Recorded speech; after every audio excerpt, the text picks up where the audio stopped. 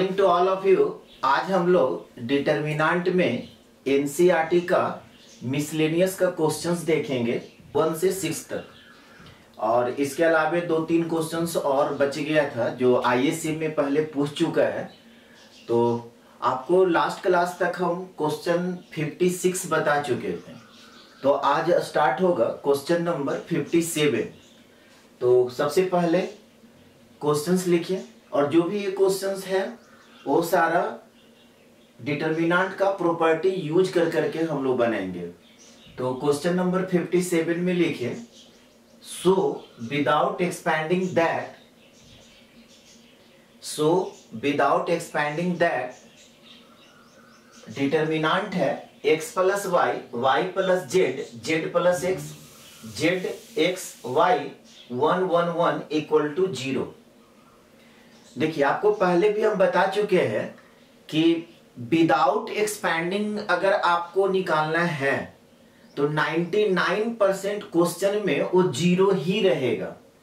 क्योंकि उसमें दो ही प्रॉपर्टी मैक्सिमम यूज होता है कि किसी भी डिटर्मिनेंट का 2 रो या 2 कॉलम को आप आइडेंटिकल कर दीजिए तब उसका वैल्यू 0 होता है, या डिटर्मिनेंट का कोई एक रो या एक कॉलम का सारा एलिमेंट अगर 0 हो जाए तो उस डिटर्मिनेंट का वैल्यू 0 होता है। तो यहां पे आपको प्रूफ करना है कि 0 लाना है, ठीक है। तो मेरा मकसद क्या होगा? मेरा मकसद 2 होगा। एक आपका कि या तो डिटर्मिनेंट का कोई 2 रो या 2 कॉलम को हम आइडेंटिकल कर दें, या डिटर्मिनेंट का कोई एक रो या एक कॉलम का सारा एलिमेंट 0 ले आए। ये क्वेश्चंस आपका एनसीईआरटी का ही है, क्वेश्चन नंबर 12 एग्जाम्पल का। और ये क्वेश्चन आईएससी में 2 टाइम्स पूछा है, 2010 और 2015, ठीक है। 2010 और 2015 में ये रिपीट किया है। तो चलिए देखते हैं कैसे बनाएंगे। तो सबसे पहला सॉल्यूशन में क्या बताए थे, जो डिटर्मिनेंट दिया हुआ है यहां पे इक्वल टू 0 हमको साबित करना है। तो इस डिटर्मिनेंट को हम क्या करेंगे, डेल्टा मान लेंगे। तो लेट डेल्टा इक्वल टू यही डिटर्मिनेंट हो गया। और बहुत ही आसान क्वेश्चन है, 4 मार्क्स में पूछा हुआ है। देखिए अब अगर हम R2 को चेंज कर दें या R1 को चेंज कर दें उससे कोई फर्क नहीं पड़ेगा। अब हम R1 को अगर चेंज कर देते हैं R1 प्लस R2, तो देखिए तो यहां पर क्या हो जाएगा, x plus y plus z. यहां पर फिर इस क्या हो जाएगा, इसको प्लस x करेंगे तो x plus y plus z, और यहां पे क्या हो जाएगा, प्लस y करेंगे तो x plus y plus z. कोई स्टूडेंट बोलेंगे कि सर हम R2 को चेंज कर सकते हैं, R2 प्लस R1, एकदम कर सकते हैं। अब तो इतना सारा क्वेश्चंस हो गया तो आपका दिमाग अब खुद एक्सेस करना चाहिए।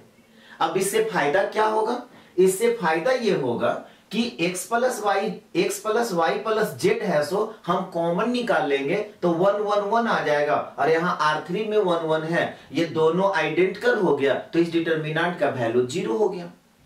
तो कितना आसान है, समझ में आ गया। तो सबसे पहला काम, अब जो आपको इच्छा करता है, अगर आपको लगता है कि R2 को चेंज करें तो आप R2 को चेंज कर दीजिए R2 प्लस R1।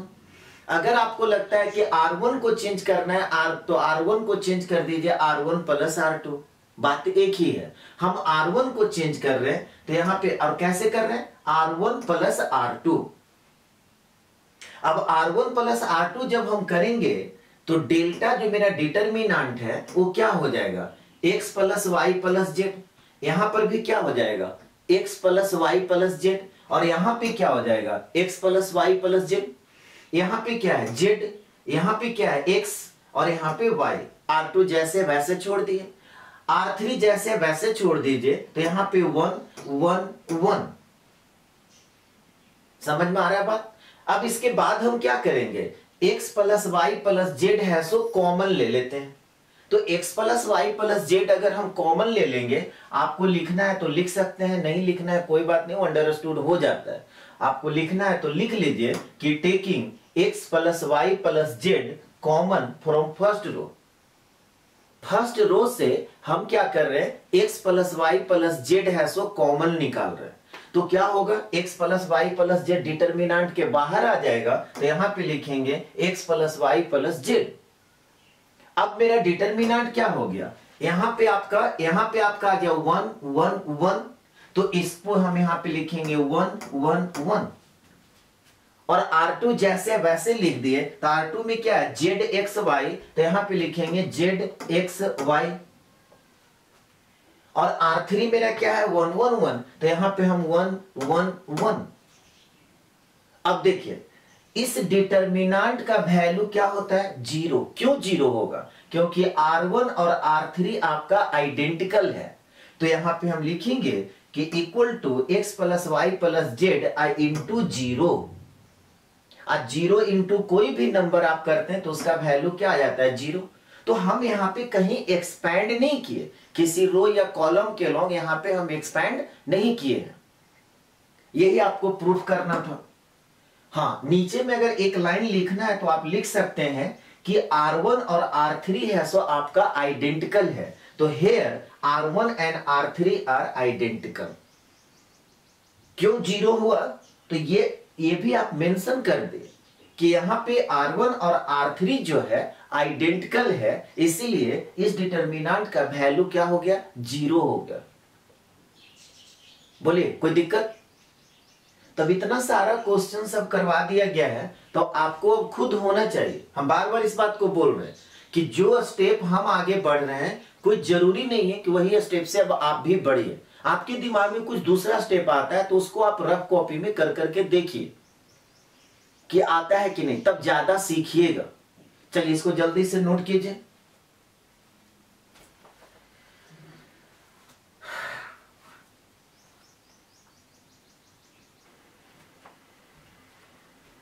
सब लोग यहां तक कर लिए।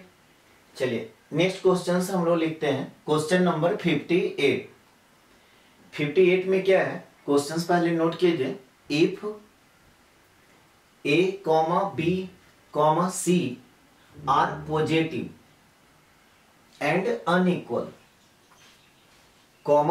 so that value of the determinant delta equal to ये डिटर्मिनेंट है ABC, BCA, CAB is negative। Questions में आपको साबित करना है कि इस डिटर्मिनेंट का वैल्यू है सो निगेटिव आएगा। और दिया हुआ क्या है, दिया हुआ है कि ABC आपका पॉजिटिव है और अनइक्वल है, मतलब A not equal to B not equal to C है। तो इसको हम लोग कैसे प्रूफ करेंगे, ये क्वेश्चंस आपका एनसीईआरटी का एग्जाम्पल का क्वेश्चन नंबर 30 है। सबसे पहला काम हम लोग क्या करते थे कि जो डिटर्मिनेंट दिया हुआ है उसको डेल्टा मान दे। यहां पे डेल्टा दिया हुआ है तो हम लोग सॉल्यूशन में क्या लिखेंगे, गिवन। ये डिटर्मिनेंट आपका दिया हुआ है, डेल्टा इक्वल टू ये डिटर्मिनेंट आपका दिया हुआ है A B C B C A B. ठीक है। अब देखिए इस डिटर्मिनेंट को जब हम सोल्व करेंगे तो क्या क्या कर सकते हैं। एक तो ये दिख रहा है कि R1 को अगर हम चेंज कर दें, ठीक है, R1 को अगर हम चेंज कर दें R1 plus R2 plus R3, तब मेरा क्या हो जाएगा, यहां पे A plus B plus C, यहां पर भी क्या हो जाएगा A plus B plus C, यहां पर भी क्या हो जाएगा A plus B plus C। उसी तरह से अगर आप C1 को भी चेंज कर देते हैं C1 प्लस C2 और plus C3, C1 plus C2 plus C3, तब यहां पर भी क्या होगा A plus B plus C, यहां पर भी क्या हो जाएगा A plus B plus C, यहां पर क्या हो जाएगा A plus B plus C। यानी कि C1 को भी जब हम चेंज करते हैं तो A plus B plus C आ रहा है। तो इसके बाद फिर क्या करेंगे, अगर आप R1 को चेंज किए हो तो R1 से फिर कॉमन निकाल लीजिए। C1 को चेंज किए हैं तो C1 से A plus B plus C common निकाल लेंगे तो 1 1 1 आ जाएगा। और आपको पता है कि डिटर्मिनेंट का किसी भी एक रो में 1 1 1 आ जाता है तो 2 जीरो लाना आसान हो जाता है। तो इसको स्टेप बाय स्टेप करते हैं। हम यहाँ पे C1 को चेंज कर रहे हैं तो C1 को चेंज करेंगे C1 plus C2 plus C3। आप R1 को भी चेंज कर सकते हैं। अब डेल्टा जो मेरा डिटर्मिनेंट है वो क्या होगा, A plus B plus C, यहां पर A plus B plus C और यहां पर हो जाएगा A plus B plus C। C2 और C3 जैसे वैसे लिखेंगे तो C2 में यहां पे B है, C है, A है। C3 में यहां पे C है, A है, B है। अब इसके बाद फिर क्या कीजिएगा, यहां से C1 से आप कॉमन निकालेंगे। आपको लिखना है तो आप लिख सकते हैं कि taking A plus B plus C common from C1 या फर्स्ट कॉलम। नहीं लिखना है कोई बात नहीं, अंडरस्टूड हो जाता है। लिख लीजिए taking A plus B plus C common, taking A plus B plus C common from first column. अब फर्स्ट कॉलम से हम A plus B plus C common निकाल रहे हैं तो A plus B plus C क्या हो जाएगा, डिटर्मिनेंट के बाहर आ जाएगा। अब जो डिटर्मिनेंट बचा वो क्या हो गया, यहां पे 1 1 1 तो यहां पे लिखेंगे 1 1 1। यहां पे क्या हो गया, C2 और C3 जैसे वैसे, यानी कि B C A, यहां पे आ गया C A B। अब आपका क्या हुआ, C1 में 1 1 1 आ गया। तब क्या करेंगे, R1 को चेंज कर देंगे R1 माइनस R2 और R2 को चेंज कर देंगे R2 माइनस R3। तो यहां पर भी एक जीरो आ जाएगा, यहां पर भी एक जीरो आ जाएगा। हम लोग का मकसद क्या होता है कि डिटर्मिनेंट का किसी भी एक रो या एक कॉलम में 2 जीरो ले आना। उससे क्या होता है, कैलकुलेशन एक ही स्टेप में हो जाता है। तो अब हम यहां पे चेंज करने जा रहे हैं, R1 को चेंज करेंगे R1 माइनस R2 और R2 को चेंज करेंगे R2 माइनस R3। ठीक है, तो अब देखिए A plus B plus C। अब यहां पे जो डिटर्मिनेंट आ रहा है क्या हो गया, 1 माइनस 1 करेंगे 0, B माइनस C और यहां पे आ जाएगा C माइनस A। इसको जब आप करेंगे तो 0, यहां से आप इसको सब्ट्रैक्ट कर रहे हैं तो C माइनस A और यहां पे आ जाएगा A माइनस B। और R3 जैसे वैसे लिखेंगे 1 A और B। अब देखिए मेरा क्या हो गया, C1 में 2 जीरो आ गया। C1 में क्या हो गया, 2 जीरो आ गया। तो C1 के अलोंग हम क्या करेंगे, एक्सपैंड कर देंगे। C1 में 2 जीरो आ गया तो C1 के अलोंग हम क्या करेंगे, एक्सपैंड करेंगे। इधर सब लोग नोट कर लिए। अब देखिए यहां पर क्या है, A plus B plus C तो लिखेंगे A plus B plus C। C1 का सबसे पहला एलिमेंट, मतलब पहला का मतलब जो जीरो के बाद मिल रहा है, तो यहां पे पहला एलिमेंट क्या है, 1 है। तो हम यहां पे 1 लिखेंगे। 1 के पहले प्लस साइन होगा कि माइनस साइन होगा, चेक कर लीजिए, प्लस माइनस प्लस। तो यहां पे हम लिखेंगे 1। इसके बाद फिर क्या करेंगे, 1 जिस रो और जिस कॉलम में होता था उसको ढक देते थे। तो इससे क्या हो गया, मेरा 2 ऑर्डर का डिटर्मिनेंट बन गया। 2 ऑर्डर का डिटर्मिनेंट हम लोग कैसे सोल्व करते हैं, पहले लेफ्ट से राइट ऊपर से नीचे मल्टीप्लाई करेंगे। तो लेफ्ट से राइट ऊपर से नीचे मल्टीप्लाई कीजिएगा तो क्या हो जाएगा, B minus C into A minus B। Minus sign के साथ इसको मल्टीप्लाई करते हैं, राइट से लेफ्ट ऊपर से नीचे। तो यहां पर भी C माइनस A है और यहां पर भी C माइनस A है। तो यहां पे क्या हो जाएगा, C माइनस A का होल स्क्वायर। अब इसके बाद तो आपका कैलकुलेशन है। अब देखिए यहां पे क्या हो गया, A plus B plus C। 1 को आप इसमें मल्टीप्लाई करेंगे, कोई फर्क नहीं पड़ेगा, 1 हटा देते हैं। अब इसको मल्टीप्लाई करेंगे, इसको जब मल्टीप्लाई कीजिएगा B को A से तो यहां पे प्लस AB, B को माइनस B से मल्टीप्लाई करेंगे तो क्या हो जाएगा, माइनस B स्क्वायर। माइनस सी को ए से करेंगे तो माइनस ए सी, और माइनस माइनस क्या हो जाएगा प्लस बी सी। इसको हम ए माइनस बी के होल स्क्वायर में जब तोड़ देंगे तो अब ब्रैकेट के पहले माइनस साइन है तो अंदर वाला साइन सब चेंज हो जाएगा, यानी कि यहां पे हम लिखेंगे माइनस सी स्क्वायर, उसके बाद लिखेंगे माइनस ए स्क्वायर, फिर क्या लिखेंगे प्लस 2ac। जो माइनस था वो प्लस हो गया, जो प्लस था वो माइनस हो गया। अब इसके बाद हम लोग क्या करेंगे, यहां पर देखिए प्लस 2ac है, यहां पे माइनस ac है, तब प्लस 2ac में से माइनस ac चला जाएगा तो क्या बचेगा प्लस ac। ठीक है, तो यहां पर देखिए अब क्या हो जाएगा a plus B plus C, उसके बाद क्या हो गया A B plus B C plus A C minus A square minus B square और माइनस सी स्क्वायर। अब इसके बाद का जो स्टेप है हम क्या करेंगे, माइनस है सो कॉमन निकाल लेंगे। दूसरा 2 से मल्टीप्लाई एंड डिवाइड करेंगे। अब बोलिएगा कि 2 से मल्टीप्लाई एंड डिवाइड क्यों करेंगे, 2 से मल्टीप्लाई एंड डिवाइड करेंगे तो आपका एक फार्मूला में कन्वर्ट हो जाएगा।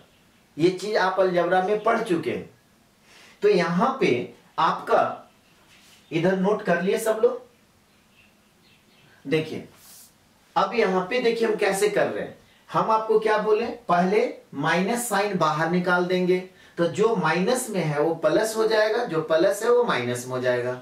उसके बाद दूसरा काम क्या बोले 2 से मल्टीप्लाई एंड डिवाइड करेंगे, तो यहां पे क्या लिखाएगा -1/2, माइनस से भी मल्टीप्लाई कर रहे हैं और 2 से मल्टीप्लाई एंड डिवाइड, तो डिवाइड हम यहां पे कर दिए, मल्टीप्लाई इसमें सारे में करेंगे। यहां पे क्या आ गया a प्लस बी प्लस सी। अब 2 से जब आप मल्टीप्लाई कीजिएगा तो ये क्या हो जाएगा 2a, माइनस कॉमन ले चुके हैं तो माइनस है तो प्लस हो गया, तो 2a square plus 2b square plus 2c square minus 2ab minus 2bc minus 2ca। तो यहां पे अब क्या हो जाएगा 2a square plus 2b square plus 2c square minus 2ab minus 2bc minus 2ca। अब बोलिए कि ऐसे करने से कौन सा फॉर्मूला आ रहा है, फॉर्मूला देखिए अब आ रहा है, यहां पे 2a स्क्वायर है तो इसका एक a स्क्वायर लीजिए, यहां पे 2b स्क्वायर है तो इसका एक b स्क्वायर लीजिए और इसको ले लीजिए माइनस 2ab। तो यहां से आप क्या लिखेंगे a माइनस b का होल स्क्वायर।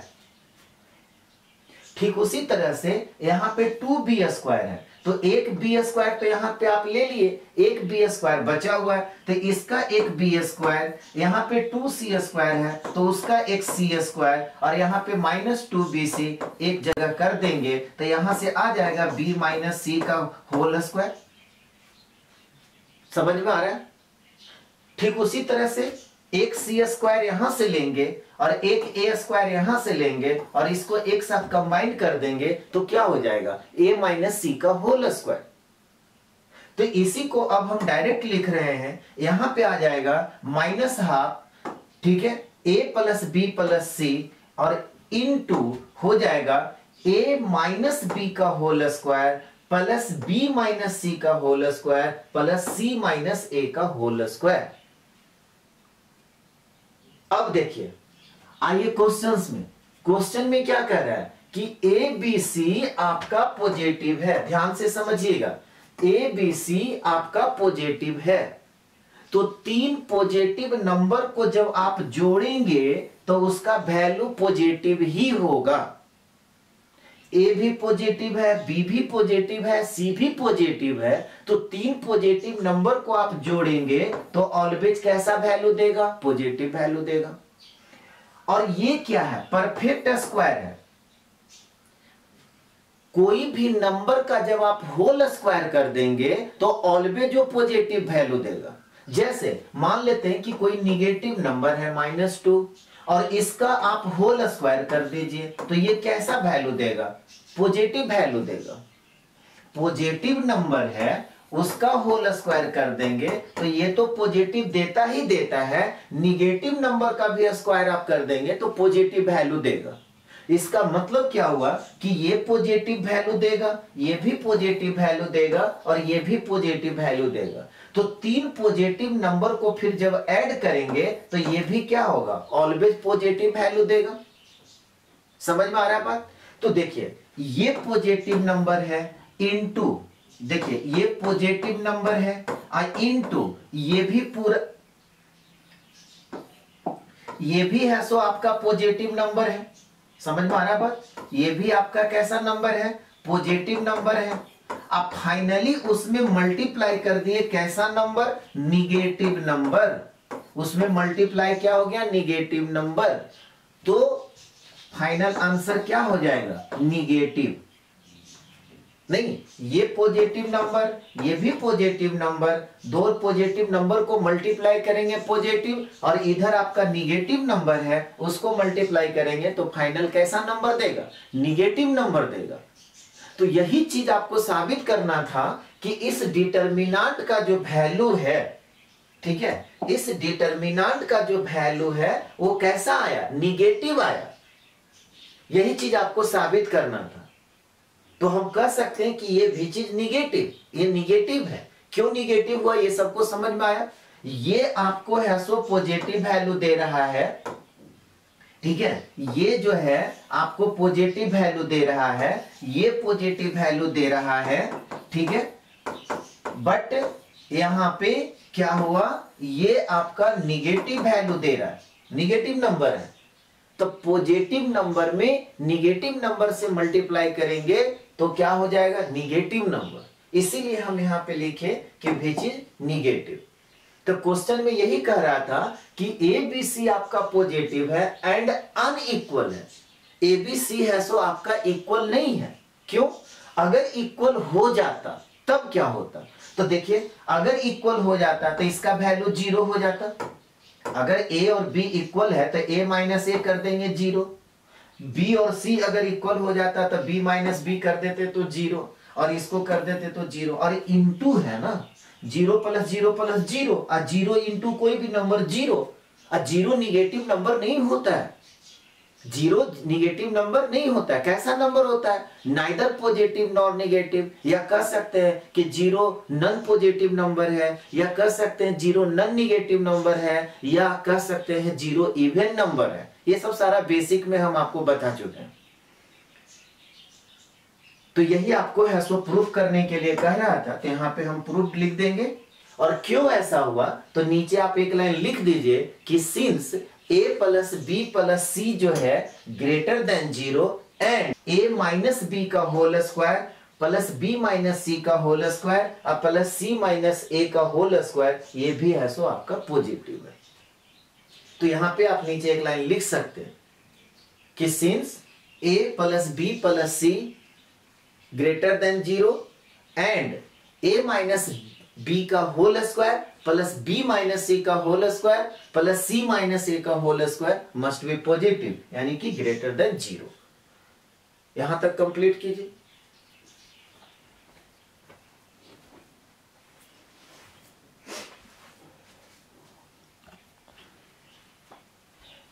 हो गया यहां तक। चलिए नेक्स्ट क्वेश्चन से हम लोग देखते हैं। Question number 59। क्वेश्चन लिखिए, प्रूव दैट डिटर्मिनेंट है B plus C A minus B A, C plus A B minus C B, A plus B C minus A C equal to 3ABC minus AQ minus BQ minus CQ। ये ISC में 2015 में 4 marks में पूछा था। ये भी अच्छा question है। देखिए हमको यहां पे प्रूव करना है कि दिस इक्वल टू दिस। सबसे पहला काम क्या करेंगे, इस डिटर्मिनेंट को डेल्टा मान लेंगे। तो solution let delta equal to, यही आपका डिटर्मिनेंट हो गया।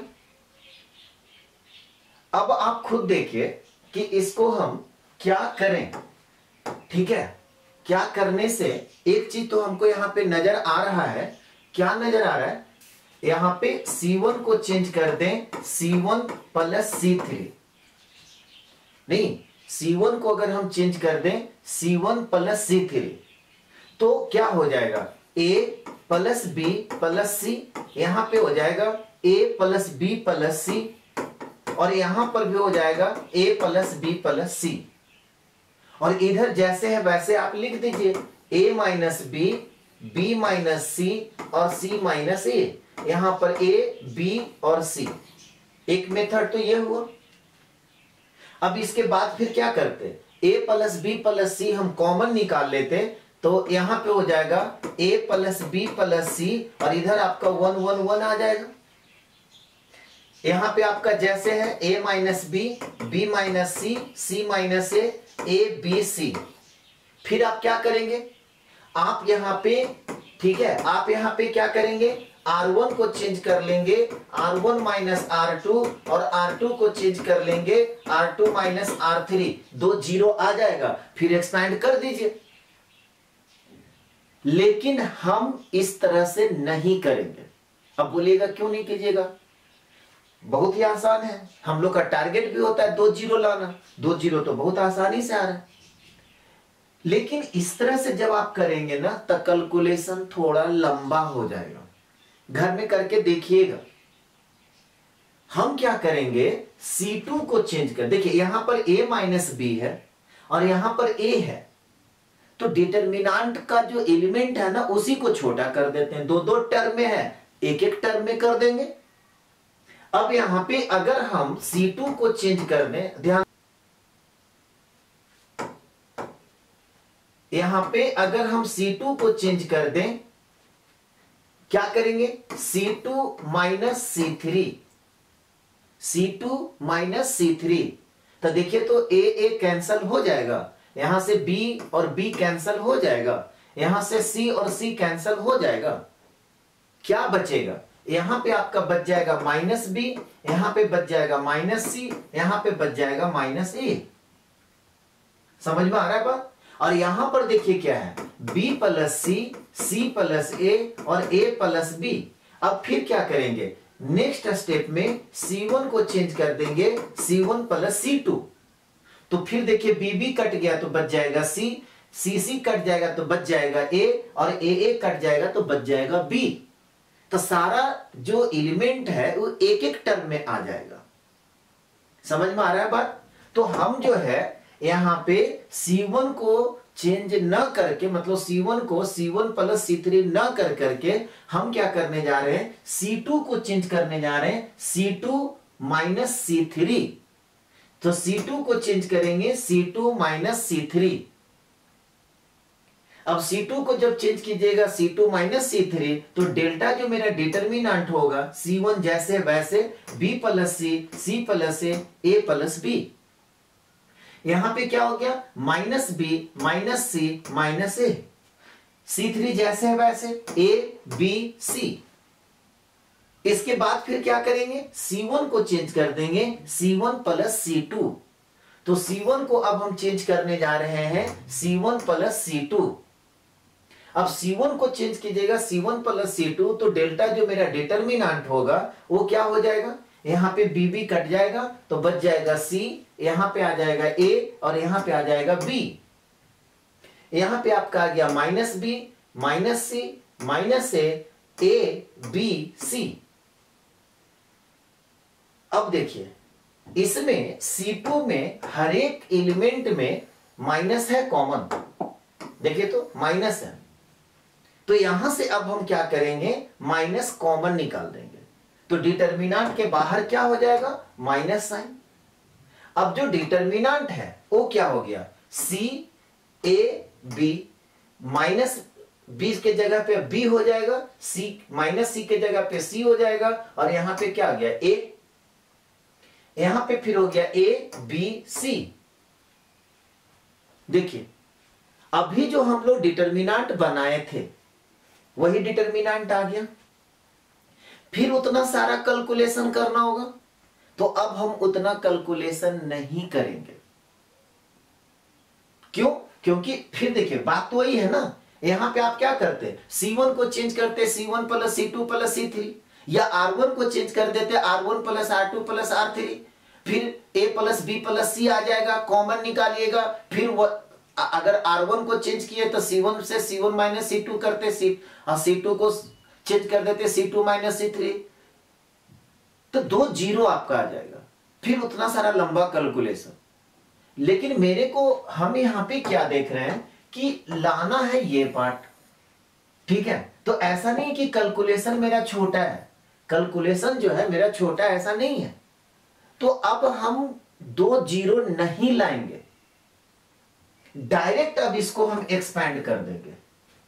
बात समझ में आया? तो फिर आप तुरंत सवाल कीजिएगा कि सर आप तो बोलते हैं कि डिटरमिनेंट में आप कोशिश कीजिए कि किसी भी एक रो या एक कॉलम में 2 जीरो ले आए, तो मेरे को कैसे पता चलेगा कि कहां पे 2 जीरो लाना है, कहां पे 2 जीरो नहीं लाना है, डायरेक्ट एक्सपैंड कर देना है? तो ये स्किल डेवलप करना है। और ये कैसे होगा?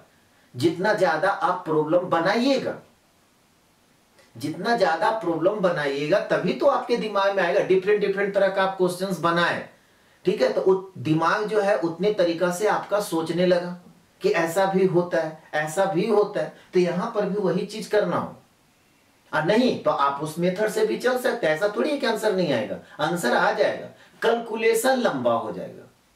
अब सोचिए ना, यहां से जब हम करेंगे तो फिर उतना लंबा कैलकुलेशन होगा। हम डायरेक्ट यहीं पे एक्सपैंड करेंगे, तो यहां पे एक्सपैंड करेंगे तो क्या होगा? देखिए माइनस यहां पे है तो माइनस लिख दिए।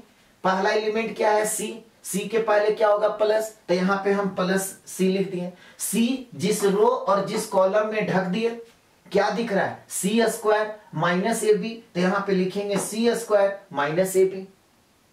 इसके बाद क्या है? बी, तो यहां पे लिखेंगे बी। बी के पहले प्लस या माइनस, तो प्लस माइनस, यहां पे प्लस माइनस हो गया, माइनस बी। अब बी जिस रो और जिस कॉलम में है ढक दीजिए। क्या दिख रहा है? 2 ऑर्डर का डिटरमिनेंट दिख रहा है। 2 ऑर्डर का डिटरमिनेंट में इसको मल्टीप्लाई करेंगे तो AC माइनस बी स्क्वायर हो जाएगा। तो यहां पे लिखेंगे AC माइनस बी स्क्वायर। इसके बाद क्या है? A है, ए के पहले प्लस या माइनस, तो प्लस माइनस प्लस, तो यहां पे प्लस ए हो गया। अब ए जिस रो और जिस कॉलम में है ढक दीजिए। क्या दिख रहा है? ए स्क्वायर माइनस बी सी, तो यहां पे लिखेंगे ए स्क्वायर माइनस बी सी। अब तो मेरा कैलकुलेशन है, तो कैलकुलेशन कर लेते हैं, क्या दिक्कत है? ये माइनस जो है इसको बाहर रहने देते हैं, ठीक है। और यहां पे क्या होगा? इसको इससे मल्टीप्लाई कीजिएगा तो सी क्यू, देखिए सी क्यू लाना है, ठीक है। फिर यहां पे इसको जब मल्टीप्लाई करेंगे तो माइनस ए बी सी, यहां पे ब्रैकेट तोड़ दीजिए तो यहां पर भी क्या आ जाएगा? Minus A B C. अब माइनस माइनस क्या हो जाएगा? Plus B Q. यहां पे क्या हो जाएगा? Plus A Q. और यहां पे क्या हो जाएगा? Minus A B C. अब देखिए यहां पे आपको क्या दिख रहा है? ठीक है, यहां पर minus A B C, minus A B C और minus A B C, 3 minus A B C है। अब बाहर में क्या है? माइनस साइन है, तो माइनस वाला क्या हो जाएगा? प्लस, तो 3 ए बी सी आ गया। अब जो माइनस में है, जो प्लस में है, वो क्या हो जाएगा? माइनस में। तो यहां पे क्या हो जाएगा? ये ज्यादा आसान है ना कि डायरेक्ट हम यहां पे ला करके एक्सपेंड कर दिए। तो यहां पे अब मेरा आ गया इक्वल टू, हम लिख सकते हैं 3ABC minus A cube minus B cube minus C cube. यही आपका प्रूफ हो गया। तो स्टेप हम फिर देखिए रिपीट कर रहे हैं कि स्टेप कोई जरूरी नहीं है कि जो स्टेप हम फॉलो कर रहे हैं वही स्टेप आप फॉलो कीजिए।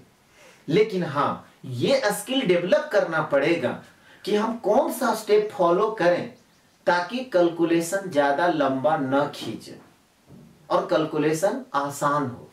यहां पे हम 2 जीरो के चक्कर में नहीं पड़े, डायरेक्ट है सो एक्सपैंड कर दिए और मेरा बहुत आसानी से जो लाना था वो प्रूव हो गया। चलिए नोट कीजिए।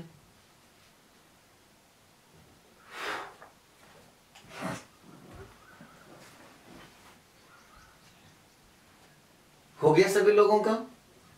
चलिए नेक्स्ट क्वेश्चन हम लोग देखते हैं। Question number 60। 60 में क्या कह रहा है? प्रूव दैट द डिटरमिनेंट मेरा है x sin theta cos theta minus sin theta minus x1 cos theta 1x is independent of theta.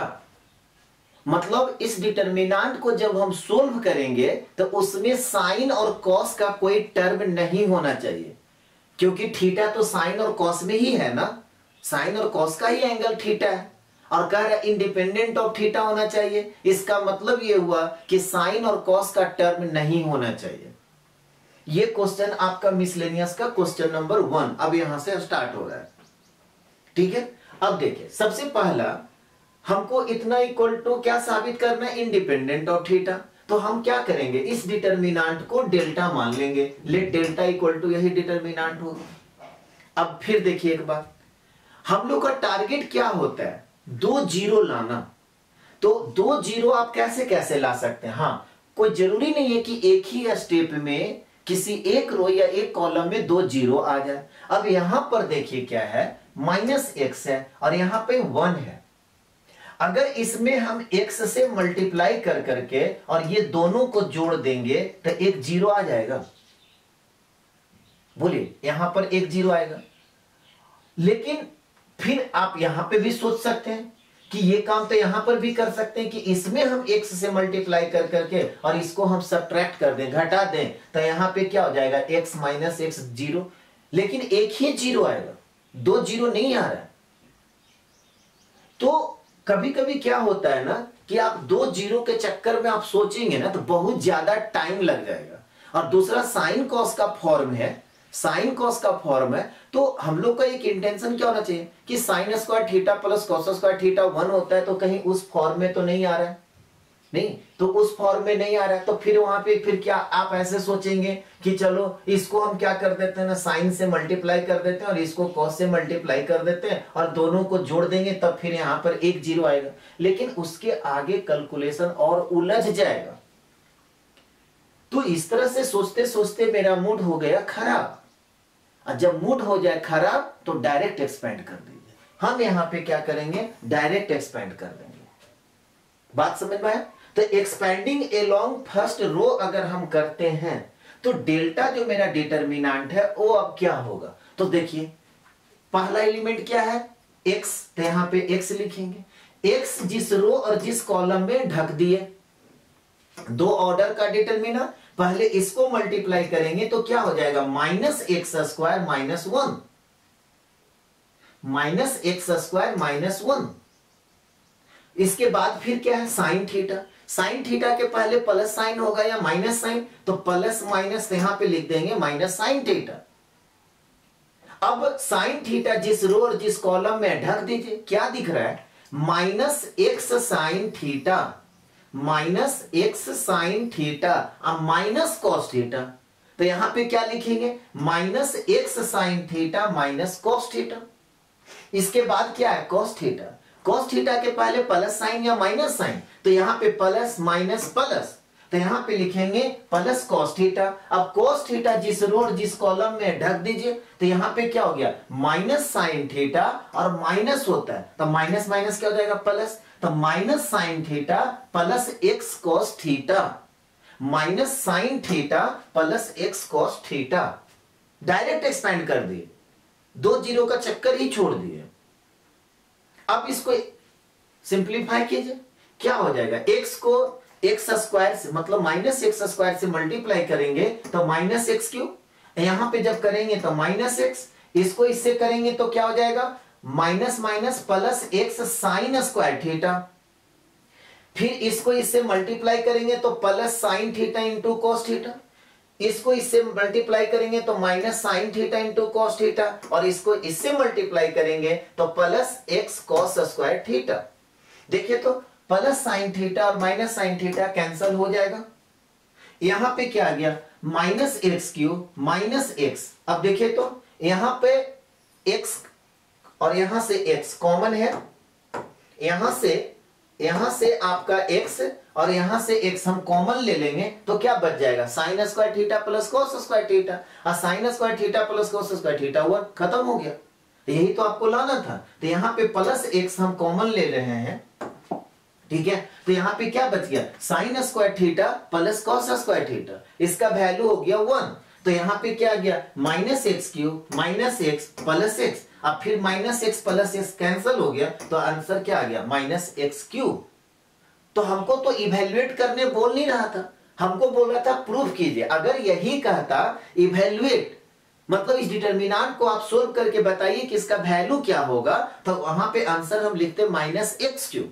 लेकिन मेरे को कह रहा था कि इंडिपेंडेंट ऑफ थीटा, तो हम यहाँ पे लिख देंगे कि which is independent of theta. इसमें कहां साइन और कॉस का टर्म है, इसमें तो थीटा है नहीं, तो यही मेरे को लाना था, which is independent of theta. यही आपका प्रूव्ड हो गया। अब देखिए डायरेक्ट जब हम एक्सपैंड कर दिए तो कितना टाइम लगा, लेकिन अगर हम 2 जीरो का चक्कर में भी सोचते रहते तो पता नहीं कहां उलझते। आप घर में देखिएगा, 2 जीरो ला करके सोल्व करने का कोशिश कीजिएगा कितना टाइम लगता है, और वो भी आता है कि नहीं आता है। तो फिर सवाल तो वही है कि सर आप ही तो दोनों बात बोल रहे हैं कि 2 जीरो लाना है किसी भी। अरे भाई बोला तो जा रहा है, यही स्किल तो आप में डेवलप करना है कि कहां पे डायरेक्ट हम एक्सपैंड कर देंगे तो आसानी से निकल जाएगा। जहां पे इजिली डायरेक्ट एक्सपैंड करने से मेरा काम हो जा रहा है, तो वहां पे हम अपना दिमाग क्यों लगा कि किसी भी डिटरमिनेंट का एक रो या एक कॉलम में 2 जीरो हम लाएं। जहां पे आसानी से 2 जीरो आता है वहां पे लाएंगे, जहां पे नहीं आता है वहां पे डायरेक्ट हम एक्सपैंड कर देंगे। लग रहा है कि ये डायरेक्ट हम कर देंगे और सिंप्लीफाई हम आसानी से कर लेंगे, डायरेक्ट कर दिए। नोट कीजिए,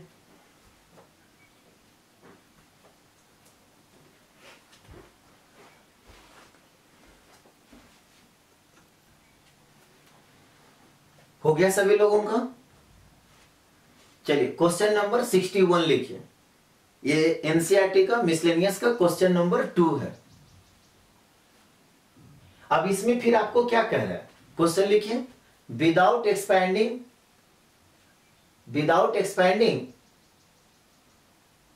the determinant prove that this equal to this. Without expanding the determinant prove that, ये डिटरमिनेंट है a square bc b square ca और c square ab equal to 1a square aq 1b square bq और 1c square cq। सबसे पहला काम without expanding है। अब हमको एक्सपैंडिंग करना है, दिस इक्वल टू दिस लाना है, तो हम क्या करेंगे, इस डिटरमिनेंट को डेल्टा मान लेंगे। तो सॉल्यूशन में क्या लिखेंगे, लेट डेल्टा इक्वल टू, यही हो गया। ठीक है, ठीक है। अब देखिए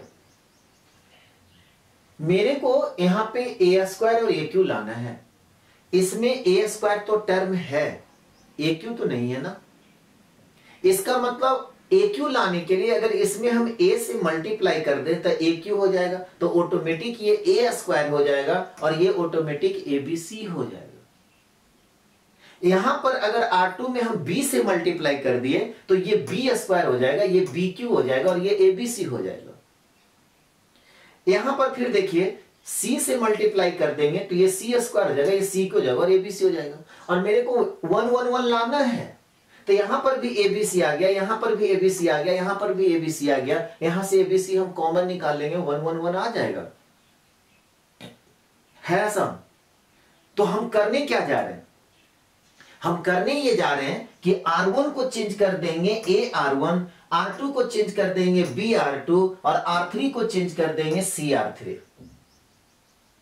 तो डेल्टा जो मेरा डिटरमिनेंट है वो अब क्या हो जाएगा, यहां पे हो जाएगा ए स्क्वायर, यहां पे हो जाएगा ए क्यू और यहां पे हो जाएगा ए बी सी। यहां पे बी से जब आप मल्टीप्लाई किए हो तो ये हो जाएगा बी स्क्वायर, ये हो गया बी क्यू और ये हो गया ए बी सी। यहां पे आप C से मल्टीप्लाई किए हैं तो ये हो जाएगा C स्क्वायर, ये हो गया C क्यू और ये हो गया ABC। अब एक और इंपॉर्टेंट बात, प्रॉपर्टी में आपको क्या बताए थे कि जिस रो को आप चेंज करते हैं, जिस रो या कॉलम को आप चेंज करते हैं उसमें किसी नंबर से आप मल्टीप्लाई करते हैं तो उस नंबर से डिवाइड करना पड़ेगा। R1 को आप चेंज कर रहे हैं और R1 में A से मल्टीप्लाई किए हैं तो A से डिवाइड करना पड़ेगा। R2 को आप चेंज कर रहे हैं और R2 में B से मल्टीप्लाई किए हैं तो B से डिवाइड करना पड़ेगा। R3 को आप चेंज कर रहे हैं और R3 में C से मल्टीप्लाई किए तो C से डिवाइड करना पड़ेगा। तो यहां पे क्या हो जाएगा, 1/ABC। क्या हो जाएगा, 1/ABC। बोलिए कोई दिक्कत। अब इसके आगे आते हैं, देखिए तो C3 से हम क्या करेंगे, C3 से ABC कॉमन निकाल लेंगे। तो यहां पर क्या हो जाएगा डेल्टा 1 अपॉन ए इंटू बी इंटू सी इंटू हो जाएगा एबीसी। ये एबीसी कौन सा कॉमन निकाले हैं। सो आपको अगर लिखना है तो आप लिख सकते हैं कि taking A B C common from C3। आपको लिखना है तो आप लिख लो कि taking A B C common from C3 या कॉलम 3। अब देखिए डिटर्मिनेंट मेरा क्या हो गया, डिटर्मिनेंट यहां पे हो गया, आप यहां से ए बी सी निकालें तो C1 और C2 जैसे वैसे, यानी कि यहां पर A square B square C square A cube B cube C cube 1 1 1। और ये देखिए एबीसी और एबीसी कैंसिल हो गया। देखिए तो आ गया क्या, आ तो गया है लेकिन नहीं आया, नहीं 1 1 1 लाना था 1 1 1 भी है, A cube B cube C cube लाना था वो भी है, A square B square C square वो भी है, बट जहां पे है वहां पे नहीं आया। तो बहुत आसान, हमारा 1 1 जो है इसमें C1 में और यहां पे C3 में, तो हम क्या करते हैं C1 और C3 को आपस में इंटरचेंज कर देते हैं। ठीक है, C1 और C3 को आपस में हम क्या करेंगे इंटरचेंज कर देंगे। तो जब आप किसी भी डिटर्मिनेंट के 2 रो या 2 कॉलम को आपस में इंटरचेंज करते हैं तो क्या होता है, उस डिटर्मिनेंट का वैल्यू चेंज नहीं होता है बट साइन चेंज हो जाता है। तो इसका मतलब यह हुआ कि डिटर्मिनेंट के पहले अब यहां पे हम माइनस साइन लिखेंगे। क्यों, क्योंकि C1 और C3 को हम आपस में इंटरचेंज कर रहे हैं, तो यहां पे माइनस आ जाएगा। अब डिटर्मिनेंट यहां पे क्या हो गया, C1 और C3 को आपस में इंटरचेंज किए तो यहां पे 1 1 1, ये तो जैसे है C2 ऐसे रह गया, A cube B cube C cube, और यहां पे A square B square C square. अभी भी नहीं आ रहा है, देख लीजिए ये है सो यहां होना चाहिए और ये यहां होना चाहिए, माइनस नहीं होना चाहिए। तो अगला स्टेप में अब हम क्या करेंगे, C2 और C3 को आपस में इंटरचेंज कर देंगे।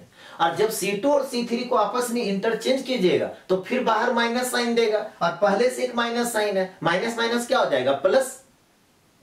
तो यहां पर जो डिटर्मिनेंट अब मेरा हो गया 1 1 1, और ये अब यहां पे आ जाएगा A square B square C square और A cube B cube C cube. Proved हो गया। तो हम कहीं भी एक्सपैंड नहीं किए, बिना एक्सपैंड किए हुए आपको प्रूफ करना था कि इस डिटर्मिनेंट का वैल्यू ये होना चाहिए। नोट कर लीजिए, बोलिए कोई स्टेप में किन्हीं को दिक्कत, इसको जल्दी से कंप्लीट कीजिए।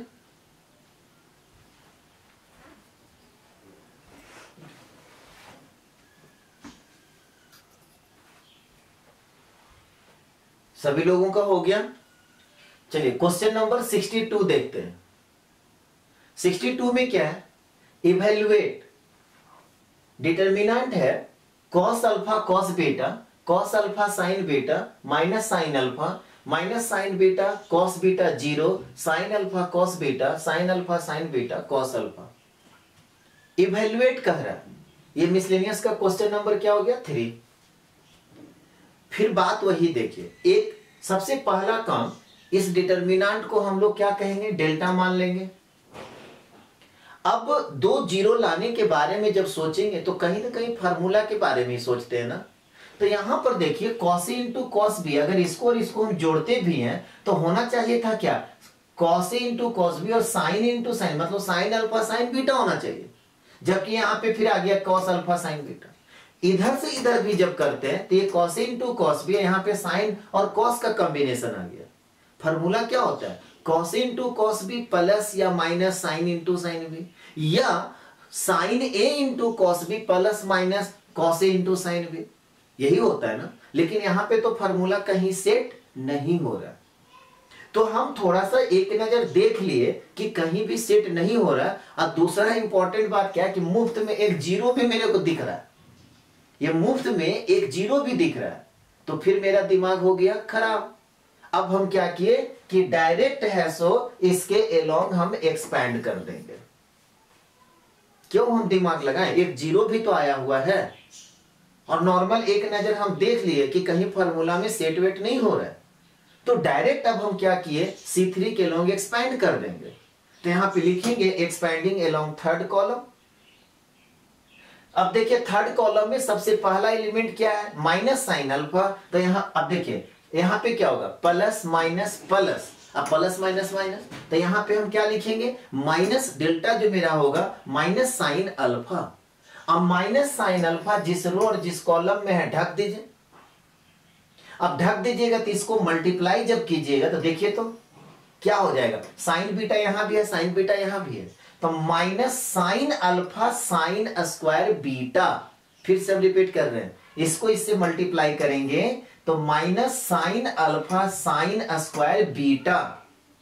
अब माइनस माइनस फिर क्या हो जाएगा, sine alpha cos square beta, minus sine alpha cos square beta.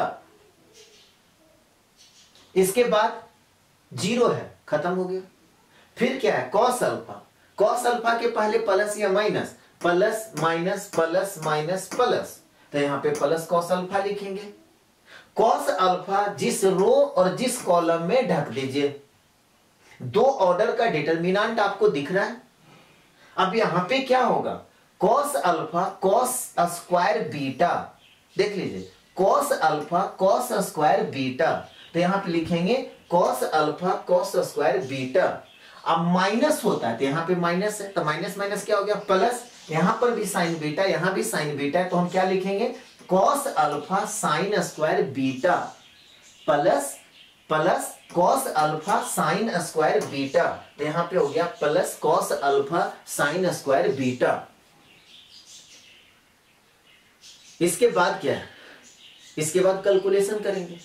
तो इसके बाद जब आप कैलकुलेशन करेंगे तो क्या करेंगे, देखिए यहां पे साइन अल्फा तो इधर कॉमन है ही है एक तरह से। अब फिर देखिए मेरे पास साइन अल्फा यहां भी है और यहां भी माइनस और यहां भी माइनस है।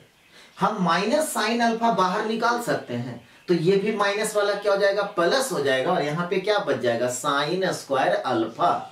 फिर से समझिए हम क्या बोले, यहां पे ठीक है, यहां पे साइन अल्फा है माइनस साइन अल्फा, यहां पर भी माइनस साइन अल्फा है, तो माइनस साइन अल्फा बाहर कॉमन निकाल लेंगे तो ये minus minus plus sign square alpha हो जाएगा, और यहां पे क्या आ जाएगा, sine square beta plus cos square beta, sine square beta plus cos square beta 1। उसी तरह से इसमें देखिए यहां पे आपका कॉस अल्फा पहले से है और यहां भी कॉस अल्फा है और यहां भी कॉस अल्फा है।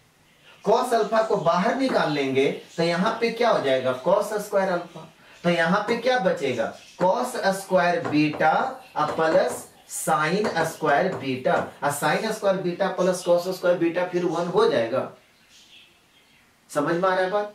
तो सिंप्लीफाई कीजिए। सबसे पहला काम, यहां पे माइनस साइन अल्फा कॉमन ले लिए तो आ गया साइन स्क्वायर अल्फा, और क्या बच गया, sine square beta plus cos square beta. यहां पे क्या हो गया, कॉस अल्फा कॉमन ले लिए तो प्लस कॉस स्क्वायर अल्फा हो गया। अब अंदर में क्या बच गया, cos square beta plus sine square beta, तो यहां पे हम लिखेंगे cos square beta plus sine square beta. Sine square beta और कॉस स्क्वायर बीटा का वैल्यू 1, तो यहां पे क्या हो जाएगा, sine square alpha into 1 plus यहां पे कॉस स्क्वायर अल्फा, और देखिए cos square beta plus sine square beta फिर 1 हो गया।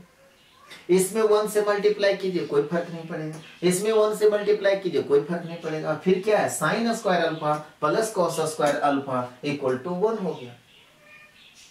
तो दो जीरो के चक्कर में फिर हम यहां पे रहते ना तो सोचते ही रहते, इधर उधर घूमते रहते, लेकिन हम डायरेक्ट एक्सपेंड जब हम कर दिए, जब साइन और कॉस का टर्म है तो डायरेक्ट एक्सपेंड कर देने में ही भलाई है। यही आपका आंसर हो गया। यहां तक कंप्लीट कीजिए।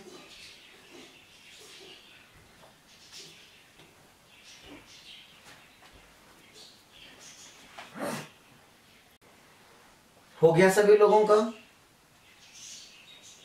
चलिए क्वेश्चन नंबर 63 देखते हैं क्या कह रहे हैं।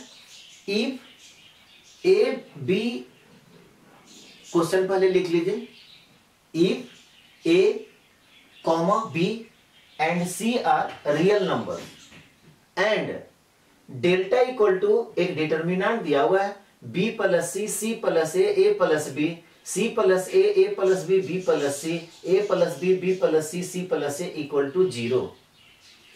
तो ये कह रहा है कि so that either A plus B plus C equal to 0 और A equal to B equal to C.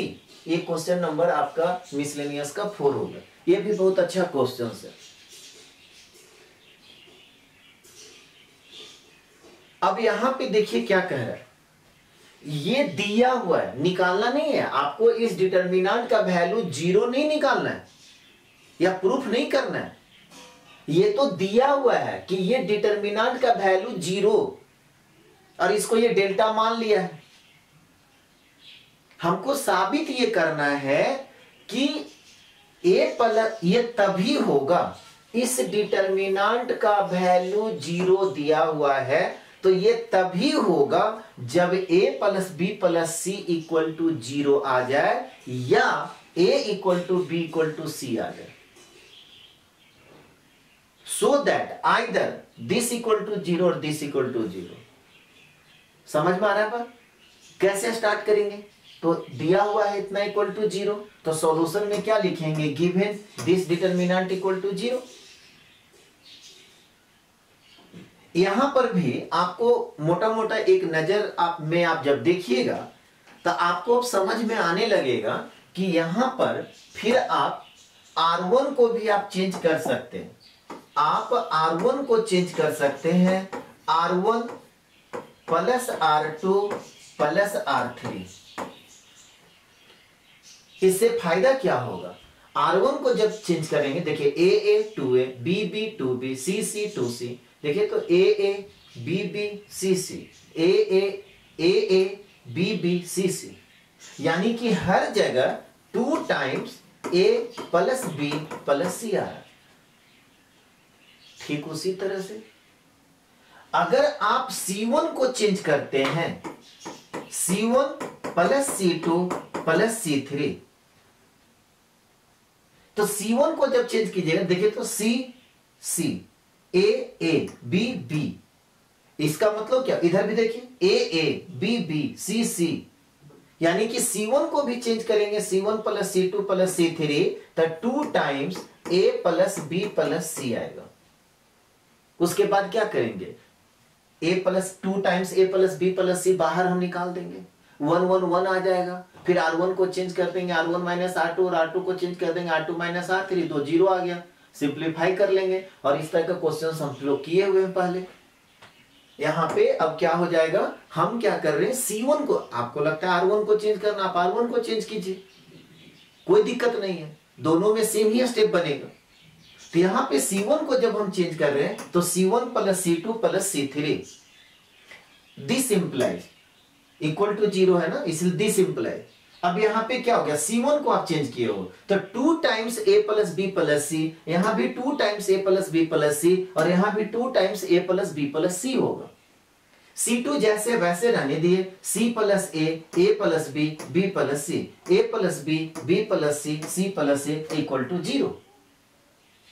Next step में हम क्या करेंगे, 2 times A plus B plus C common निकाल लेंगे। आपको लिखना है तो लिख सकते हैं कि taking 2 into A plus B plus C common from first column या C1। अब यहां पे क्या हो गया, this imply 2 times A plus B plus C। अब डिटर्मिनेंट मेरा क्या हो गया, 1 1 1। यहां पे क्या आ गया, C plus A plus B plus C। यहां पे क्या गया, A plus B plus C और C plus A equal to 0।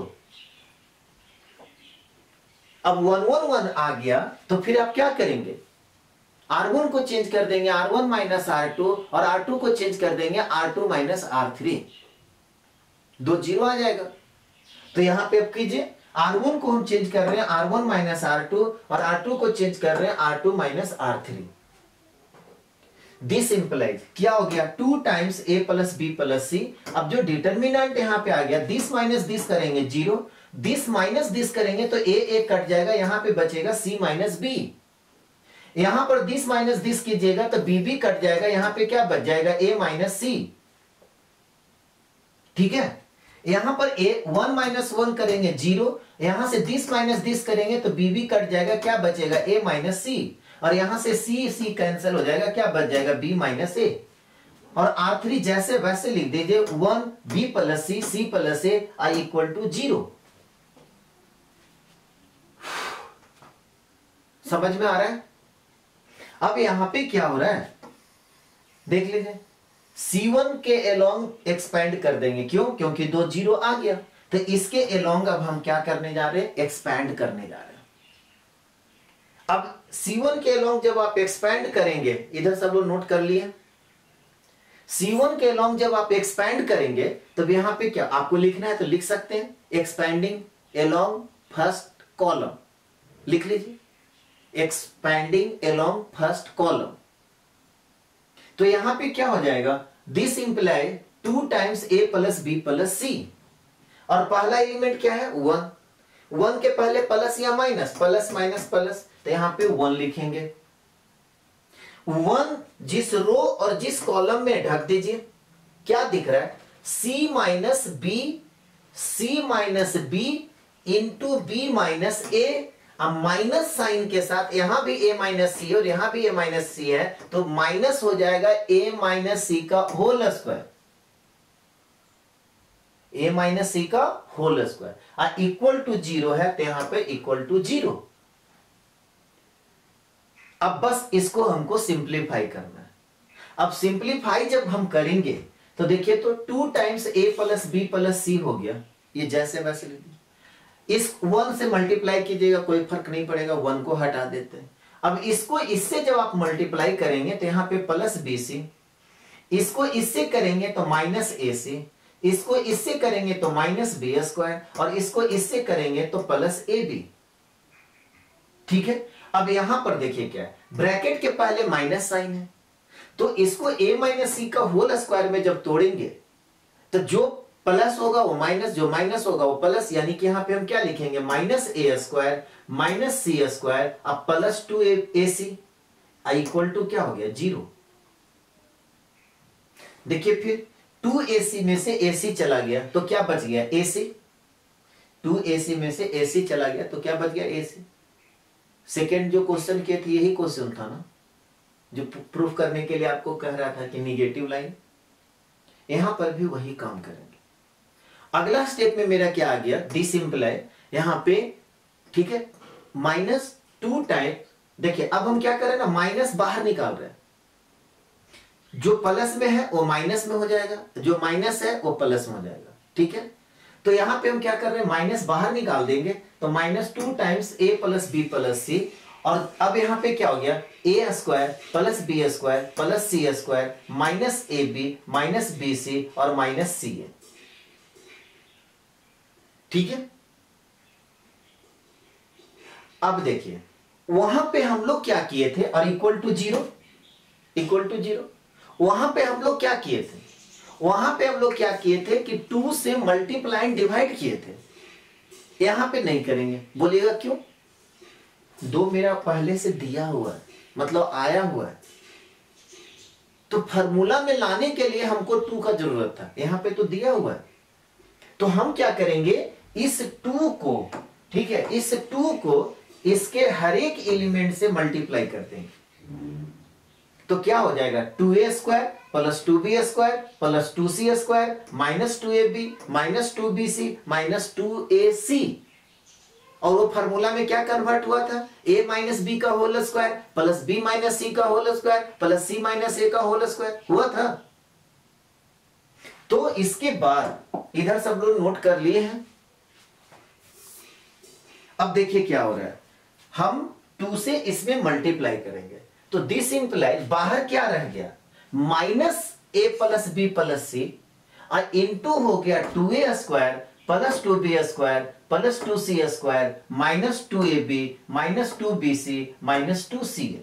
देख लीजिए, और इक्वल टू क्या हो जाएगा? 0। फिर दिस इंप्लाई माइनस, अब देखिए यहां पे अब हम क्या करने जा रहे हैं? ये जो माइनस है और राइट साइड 0 है, तो माइनस को उधर भेज देते हैं, खत्म हो जाएगा। बोलिए, यहां पर ये जो माइनस है और राइट साइड 0 है, इनटू में है, तो उधर भेज देंगे तो खत्म हो जाएगा। तो यहां पे अब हम लिखेंगे this imply a plus B plus C, into इसको क्या लिखेंगे? इसको लिखेंगे a माइनस बी का whole square plus B minus C का whole square plus C minus A का होल स्क्वायर इक्वल टू 0। ये कैसे आया ये अब मत पूछिएगा। सेकेंड क्वेश्चन जो हम आज बताए हैं उसमें भी सेम प्रोसेस हम किए थे, यही क्वेश्चन से बन जाता। अब देखिए आप इस तरह का क्वेश्चन तो बहुत सारा पढ़े हैं, आपको ऐसा कोई फैक्टर आ जाए कि 3x प्लस 5 इंटू ठीक है x माइनस 5 इक्वल टू 0। ये आप 9-10 से पढ़ते आ रहे हैं। अब आपको वहां पे कहा गया कि x का वैल्यू निकालिए। 9th क्लास में भी पढ़ते हैं पॉलिनोमियल में, 10th में भी पढ़ते हैं, 11th में भी पढ़ते हैं। तो वहां पे आप क्या करते थे, वहां पे आप लिखते थे either 3x plus 5 equal to 0 और x माइनस 5 इक्वल टू 0। इसका मतलब क्या होता है, क्यों ऐसा लिखते हैं? इसका मतलब यह है कि आपका राइट साइड 0 है तो लेफ्ट साइड भी 0 होना चाहिए। राइट साइड 0 है तो लेफ्ट साइड भी 0 होना चाहिए। और लेफ्ट साइड 0 कब होगा?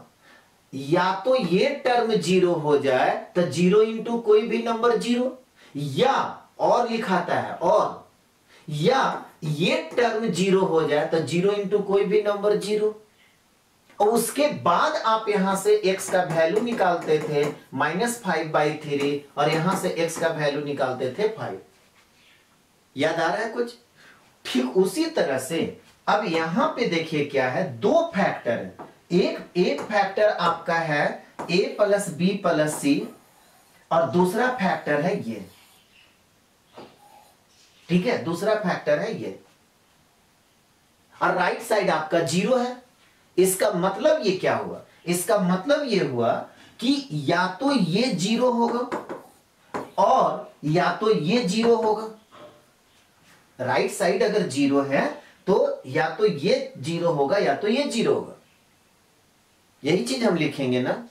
अब देखिए क्या होगा, अगर हम इसको 0 करते हैं तो यहां पे क्या हो जाएगा, a plus B plus C equal to 0। देखिए आपको लाना था, ठीक है। अब इसको 0 कीजिए, तो इसको जब 0 कीजिएगा ना तो अब इधर इनटू में नहीं है, ध्यान दीजिएगा। यहां पे आपका क्या है, a माइनस बी का whole square plus b minus C का whole square plus c minus a का होल स्क्वायर इक्वल टू 0। तो राइट साइड फिर आपका 0 है तो लेफ्ट साइड भी 0 होना चाहिए। तो अब हम ये नहीं लिखेंगे कि आइदर दिस इक्वल टू 0 और दिस नहीं, और नहीं होगा, आइदर नहीं होगा। यहां पे राइट साइड 0 तभी होगा जब इसका भी वैल्यू 0, इसका भी वैल्यू 0 और इसका भी वैल्यू 0 और 0 प्लस 0 प्लस 0 0 और 0 बराबर 0 आएगा। समझ में आ रहा है? अब आइदर नहीं लिखेंगे। अब जब ये टर्म अब यहां पे अलग से आपका a minus B equal to 0 आ गया, इसका मतलब क्या हुआ, a इक्वल टू बी हो जाएगा। a माइनस बी का होल स्क्वायर इक्वल टू 0 तो a minus B equal to 0 तो a इक्वल टू बी। और जब आप इसको 0 करेंगे b माइनस सी का होल स्क्वायर इक्वल टू 0 तो यहां से क्या आ जाएगा, b इक्वल टू सी। और इसको आप 0 करेंगे c माइनस ए का whole square equal to 0, this implies यहां से क्या आ जाएगा, c इक्वल टू ए। और यही तो साबित करना था, a equal to B equal to C. समझ में आ रहा है बात? तो हम सारा बात समझा दिए, अब उसको सिस्टमेटिक लिख लीजिए। पहले तो दो फैक्टर है तो लिखेंगे कि either a plus B plus C equal to 0 और यहां पे क्या हो जाएगा, a माइनस बी का whole square plus b minus C का whole square plus c minus a का होल स्क्वायर इक्वल टू 0। दो फैक्टर था तो आइदर दिस इक्वल टू 0 और दिस इक्वल टू 0। ठीक है। इसके बाद फिर हम क्या बोले कि ये अगर 0 है तो यहां पे क्या हो जाएगा, either a plus B plus C equal to 0। और दूसरा और में फिर हम क्या लिखा है, कि a माइनस बी का whole square plus B minus C का whole square plus C minus A का होल स्क्वायर इक्वल टू 0 तभी होगा जब इसका वैल्यू 0 हो जाए, इसका वैल्यू 0 हो जाए और इसका वैल्यू 0 हो जाए। तो इसको हम कैसे लिखेंगे? a माइनस बी का whole square equal to 0 comma B minus C का होल स्क्वायर इक्वल टू 0 और सी माइनस ए का होल स्क्वायर इक्वल टू 0। उसी को हम ऐसे लिख दे रहे हैं कि a माइनस बी का whole square equal to B minus C का whole square equal to C minus A का होल स्क्वायर इक्वल टू 0। मतलब इसका भी वैल्यू 0 होगा, इसका भी वैल्यू 0 होगा और इसका भी वैल्यू 0 होगा। तो दिस इंप्लाइज यहां से क्या आ गया? a equal to B equal to C, मतलब either a plus B plus C equal to 0 और a equal to B equal to C. यही आपको प्रूव करना था, यही आपको प्रूव करना था कि a, b और c है सो आपका रियल नंबर है, डेल्टा का वैल्यू 0 दिया हुआ है। तब आपको साबित करना था कि a plus B plus C equal to 0 होगा या a equal to B equal to C होगा। नोट कीजिए।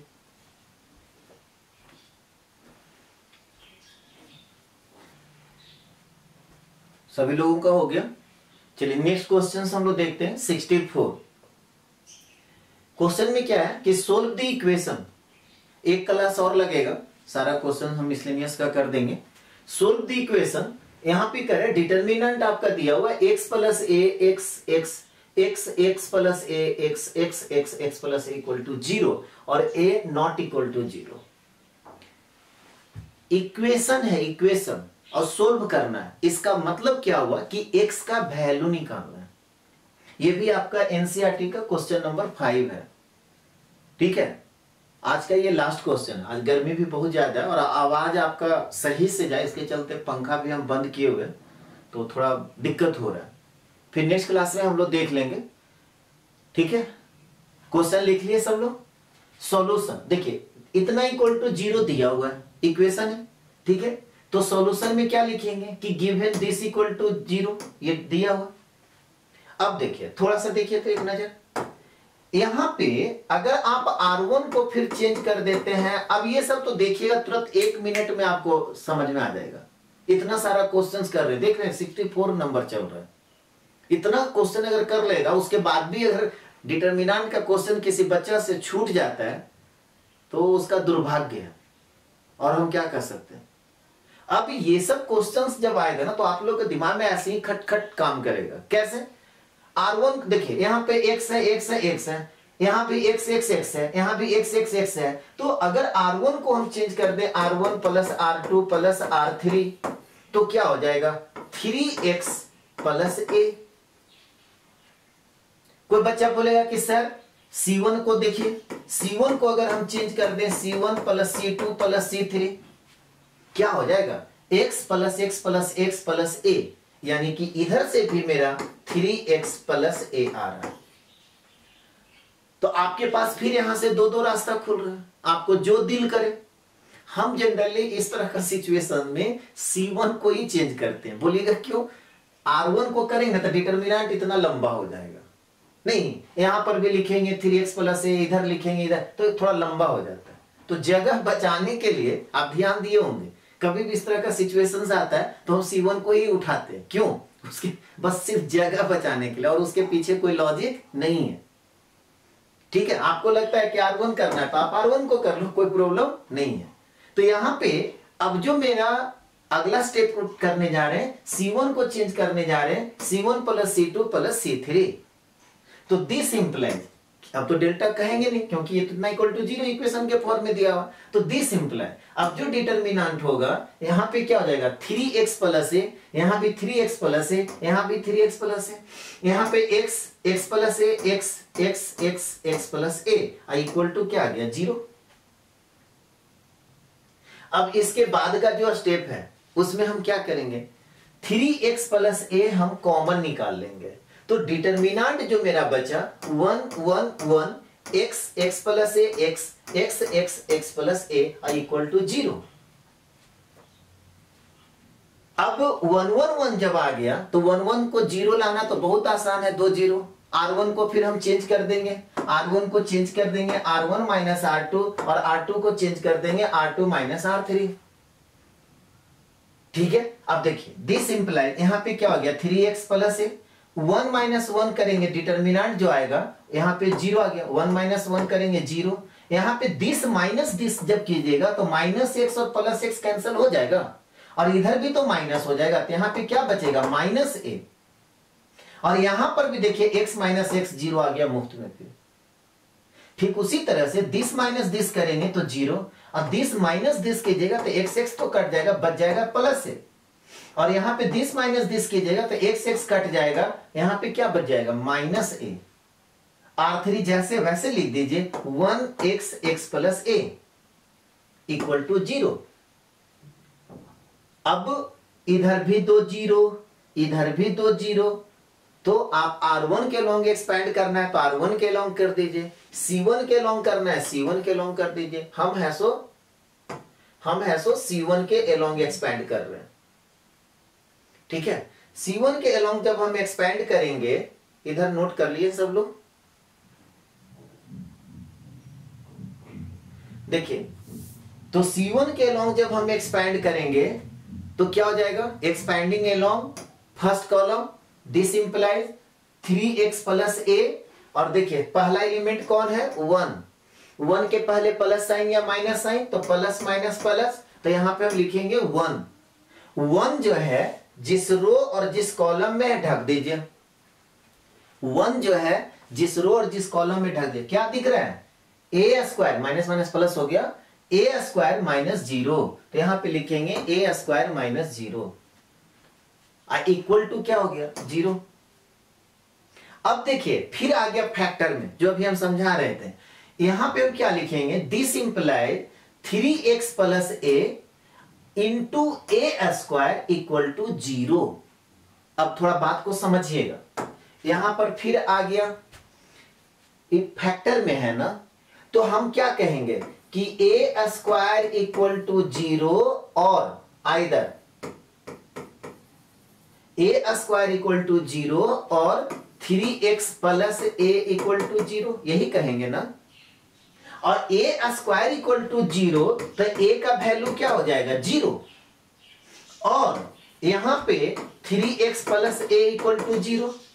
लेकिन क्वेश्चन में क्या कह रहा है ए नॉट इक्वल टू 0, ए का वैल्यू 0 नहीं होना चाहिए, तो हम यहां पे लिखेंगे कि बट ए है सो नॉट इक्वल टू 0 है, तो therefore 3x plus A equal to 0 होगा।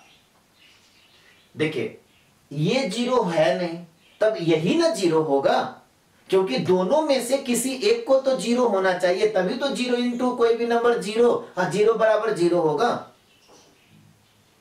तो यहां से x का वैल्यू क्या आ गया, देयरफॉर x का वैल्यू क्या आ गया माइनस ए अपॉन 3। x का वैल्यू क्या आ गया माइनस ए अपॉन 3। समझ में आया सब लोग को। तो दिस इंप्लाई यहां पे लिखेंगे 3x plus either 3x plus A equal to 0 और A square equal to 0। But question में दिया हुआ है कि ए नॉट इक्वल टू 0, तो दिस इंप्लाइज क्या हो जाएगा 3x plus A equal to 0, तो देयरफॉर x इक्वल टू क्या हो जाएगा माइनस ए अपॉन 3। यही आपका आंसर हो गया। आज बहुत गर्मी है, ठीक है, आज क्लास यहीं पे समाप्त करते हैं। चलिए इसी उम्मीद के साथ विदा लेते हैं कि आज का दिन आपका अच्छा बीते और आने वाला कल आज से और अच्छा बीते। व्यस्त रहिए, मस्त रहिए, अस्त व्यस्त मत रहिए। Have a nice day, thank you.